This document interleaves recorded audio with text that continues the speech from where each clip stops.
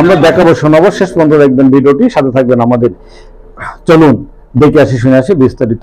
ক্রীড়া, শিক্ষা, সংস্কৃতিতে রয়েছে কত না প্রতিভাবান ব্যক্তি, চর্চায় মেলে যেন শক্তি। এক সময় দেশ বিদেশের প্রধান খেলা ছিল ফুটবল, যে খেলা দেখে বিনোদন পেত নারী, শিশু সহ বিভিন্ন শ্রেণীর পেশার মানুষ। গ্রামের বা গ্রাম বাংলার ঐতিহ্যবাহী ফুটবল খেলাকে নিয়ে রয়েছে কতই না জানা অজানা ঘটনা। পেলে, ম্যারাডোনা সহ লিওনার্দো মেসি এবং রোনালদো সহ কতই না প্রতিভাবান কালজয়ী কীর্তি খেলা রয়েছে। পরিবেশ এবং পরিস্থিতির কারণে আতির ঘরে শেষ হয়ে যায় অনেক প্লেয়ার। গ্রামে গড়ে ওঠা, বেড়ে ওঠা এক কীর্তি ফুটবল খেলোয়াড়ের কথা শোনাবো ও জানাবো আমরা। সীমান্তের যেন কিংবদন্তি প্লেয়ারে হয়ে উঠেছেন অর্ধশত বয়সী ফুটবলার সেলিম রেজা। যশোরের সাতসা নাভরণের শকুর আলীর ছেলে সেলিম রেজা কিশোর ও যুবক বয়সে মাতিয়েছেন খেলার মাঠ। ভারত বাংলাদেশের বিভিন্ন নামি দামি ফুটবল মাঠে খেলে তিনি হয়েছেন দর্শক নন্দিত এবং প্রশংসায় করেছেন তিনি।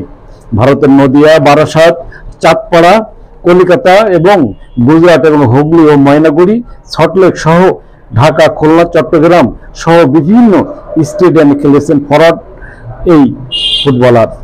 দেশ জুড়ে রয়েছে তার সুখ্যাতি। সম্প্রতি যশোরের শামসুল হুদা স্টেডিয়ামে মনোমুগ্ধকর এক ফুটবল খেলা খেলে দর্শক নন্দিত হয়েছেন তিনি। এই টুর্নামেন্টে একাই 4টি দৃষ্টিনন্দন গোল করে সবাইকে তাক লাগিয়ে দিয়েছেন।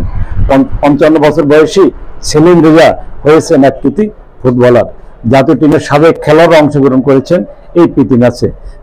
যশোর সোনালী একাদশের হয়ে 4টি গোল করে ম্যান অব দ্য ম্যাচ নির্বাচিত হয়েছেন সেলিম রেজা। এই ম্যাচে বেনাপোল কাস্টম ফুটবল দল করে 1 গোল এবং 4-1 গোলের ব্যবধানে জয়লাভ করে সোনালী অতীত ফুটবল টিম। সেলিম রেজার গোল বন্যার খবর উচ্ছ্বাসিত হয় যেন ফুটবল প্রেমীরা।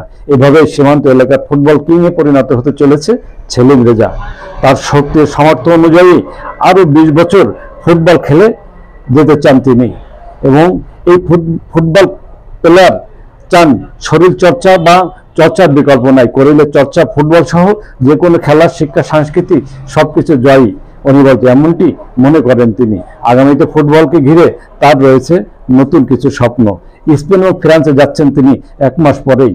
এই ম্যাচেও জয়ের আশা করেন তিনি। হ্যাঁ ভিউয়ার্স, আমাদের ভিডিওটি সম্পর্কে মতামত জানাবেন লাইক ও কমেন্টস করে, আর ভালো লাগলে শেয়ার করে অন্যকে দেখার সুযোগ করে দেবেন।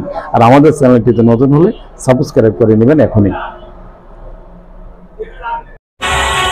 দেশ বিদেশের সব খবর জানতে, দেখতে, শুনতে, শিক্ষা, স্বাস্থ্য, যোগাযোগ, ভ্রমণ, বাণিজ্য ও বিনোদন সহ বিভিন্ন বিষয়ে সবার আগে সব প্রতিবেদনটি দেখুন ভয়েস অফ কলকাতায়।